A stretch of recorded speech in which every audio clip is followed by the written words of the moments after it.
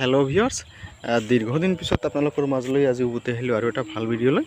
আজি যে ভিডিঅ'টি কৰি আছোঁ সেই ভিডিঅ'টি হৈছে যে বানপানীৰ সময়তো পানীত নমৰা এবিধ ঘাঁহ সম্পৰ্কে। আচলতে ঘাঁহ নহয়, এইটো মৰাপাট জাতীয় এবিধ খেতি।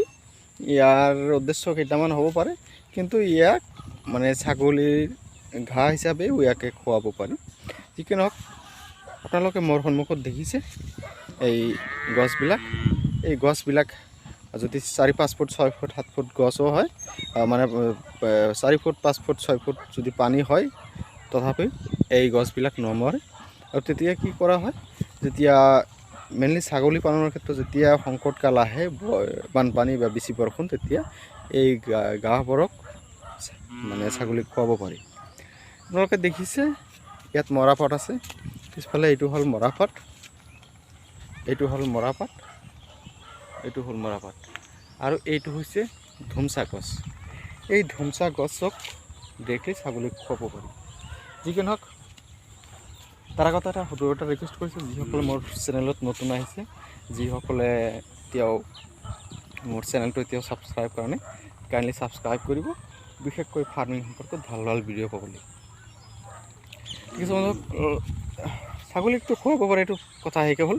এতিয়া আহিছোঁ মূল কথা এটা আহিছোঁ যে এইটো বস্তু কেনেকৈ খেতি কৰিব। আপোনালোকে মৰাপাট যেনেকৈ খেতি কৰে, ঠিক এইটো তেনেকৈ খেতি কৰিব পাৰে। আৰু মৰাপাটৰ ছিজন আৰু এইটোৰ ছিজন একে হয়। এইটো মূলতঃ আহজাতীয় এবিধ খেতি। ইয়াক মৰাপাটৰ যেনেকৈ আহ গুচাও হয়, আহ যেনেকৈ কামত লগা হয়, ইয়াৰ আহ কামত লগাব পাৰি।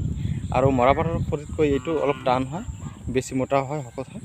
ফাৰ্মিঙৰ বিভিন্ন কামত এইটো ব্যৱহাৰ কৰিব পাৰি, অথবা এইটো কি কৰিব পাৰি, খৰি হিচাপেও আমি ব্যৱহাৰ কৰিব পাৰি। আৰু এইটো কেনেকৈ কি কৰিব, যেনেকুৱা এনে মাটি আছে ইয়াতে, এইটো কেৱল ছটিয়াই দুবাৰ হাল মাৰি এবাৰ মৈ লগালেই হ'ল। এইটো সহজ কথা। মানে মৰাপাটতকৈ এইটোত যিটো চহাব খুব কম চহাব লাগে, মৰাপাটত যেনেকৈ কেইবাবাৰ চাৰ্জ দিব লাগে, এইটোত কিন্তু কমকৈ চহাব লাগে। আৰু এটা কথা কৈছোঁ, ইয়াৰ ছিজন হৈছে ফেব্ৰুৱাৰী লাষ্টৰ পৰা মাৰ্চ এপ্ৰিল মেলৈকে। এইটোত কি কৰিব পাৰি, তাৰমানে খেতি কৰিব পাৰি এই ধুমচা খেতিৰ। এইটো নাম হ'ল ধুমচা। চৰাঞ্চলৰ মানুহ, গ্ৰামাঞ্চলৰ মানুহ জানে, আমাৰ ধুবুৰীৰ মানুহ বা আপোনাৰ লয়াৰ আছামৰ মানুহ হয়তো জানে, আপাৰ আছামৰ বহুতেই হয়তো নাজানে এইটো গছ গতিকে এইটোক ধুমচা কোৱা হয়। আৰু এই ধুমচা খেতিৰ আৰু এটা গুণ হ'ল, মানে এইটো খুব ভাল জেগা নালাগে, তাৰমানে খুব ভাল মাটি নহ'লেও চলে। আৰু কিছুমান এনেকুৱা মাটি আছে বেয়া, য'ত মানে খেতি বাতি ভালকৈ নহয়, একেবাৰে বালি মাটি, ভাল সাৰ নাই মাটিৰ গুণাগুণ খুব কম। সেইটো মাটিতো এই ধুমচা খেতি কৰিব পাৰি। আৰু ধুমচা খেতি কৰিলে কি হয়, সেই মাটিৰ যি অসাৰুৱা মাটি বা বেয়া মাটি, সেইটো মাটিও ইয়াত মানে সাৰুৱা হৈ পৰে। যেনেকুৱা মাহজাতীয় যিবিলাক শস্য আছে, সেইবিলাক শস্যৰ গুৰিত এবিধ ট্ৰিমনাৰ সৃষ্টি হয়, ঠিক ইয়াতো ট্ৰিমনাৰ সৃষ্টি হয়। আৰু ৰাইজোবিয়াম নামৰ যিটো বেক্টেৰিয়া, সেইটো মাটিত নাইট্ৰজেন যোগ কৰি পেলাই এইটো মাটি সাৰুৱা কৰে। ঠিক এই ধুমচা গছো ঠিক তেনেকুৱা। তাৰমানে এইটোৰ কাম আচলতে বহুত। এটা হৈছে ছাগলীৰ ঘাঁহ খুৱাব পাৰে সংকটকালত, বানপানীৰ সময়ত। আৰু হ'ল যিটো বেয়া মাটি বা ভাল গুণাগুণ নথকা মাটিক এইটো সাৰুৱা কৰে। আৰু হ'ল এইটো ইয়াৰ পৰা আহ পাব পাৰি। আৰু কথা হ'ল ইয়াৰ যিটো মূল ধুমচা হয়, সেইটোত আপুনি মানে খৰি হিচাপে ব্যৱহাৰ কৰিব পাৰে।